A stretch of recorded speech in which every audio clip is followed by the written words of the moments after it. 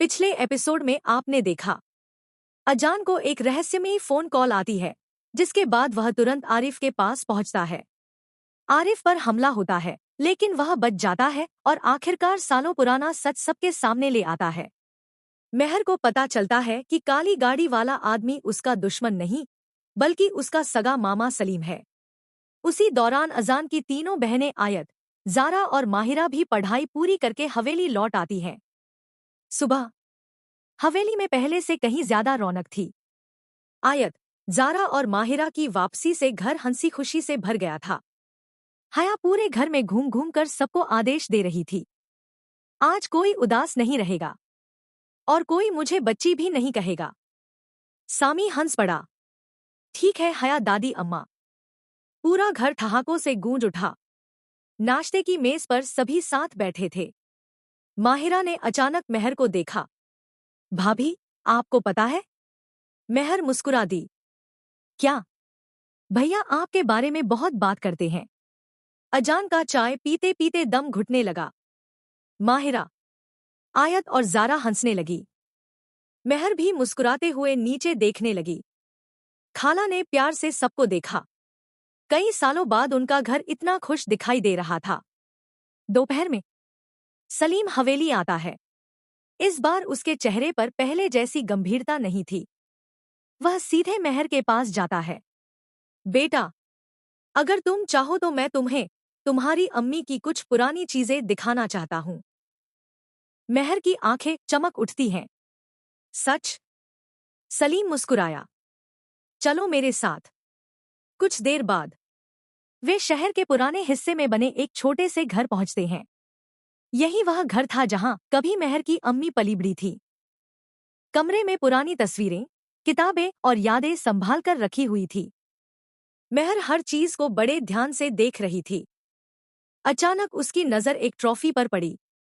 अम्मी पेंटिंग करती थीं? सलीम हंस पड़ा। बहुत अच्छी।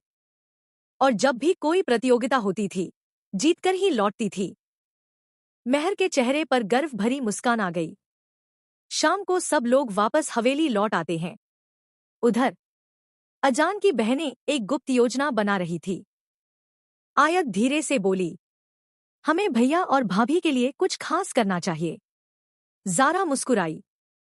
कुछ ऐसा जो उन्हें हमेशा याद रहे। तीनों बहनों की आंखों में शरारत चमक रही थी।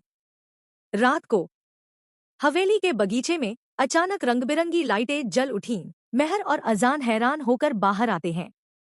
सामने पूरा परिवार खड़ा था। हया ने जोर से घोषणा की, आज की शाम मेहर आपा और अजान भाई के नाम। संगीत शुरू हो जाता है। सामी सबको डांस फ्लोर पर खींच लाता है। काफी देर तक हंसी, मजाक और मस्ती चलती रहती है। फिर आयत मेहर के हाथ में एक खूबसूरत डिब्बा रखती है। ये हमारी तरफ से। मेहर डिब्बा खोलती है। अंदर एक बेहद खूबसूरत चांद के आकार का लॉकेट था। उस पर लिखा था, चांद के पीछे हर खुशी तुम्हारा इंतजार कर रही है। मेहर की आंखें नम हो जाती हैं। वह तीनों बहनों को गले लगा लेती है। अजान दूर खड़ा मुस्कुरा रहा था। तभी उसका फोन बजता है। एक अनजान नंबर। अजान कॉल उठाता है। कुछ सेकंड तक वह सिर्फ सुनता रहता है। उसके चेहरे की मुस्कान धीरे धीरे गायब होने लगती है।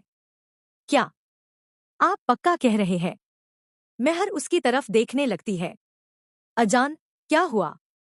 अजान फोन धीरे से नीचे करता है। उसकी आंखों में हैरानी थी। कल सुबह कोई हमारी हवेली आने वाला है। और वो कहता है, उसके पास अम्मी की एक और अमानत है। मेहर का दिल जोर से धड़कने लगता है। सब एक दूसरे को देखने लगते हैं। आखिर कौन है वो? और इतने सालों बाद कौन सी अमानत लेकर आ रहा है? जारी रहेगा।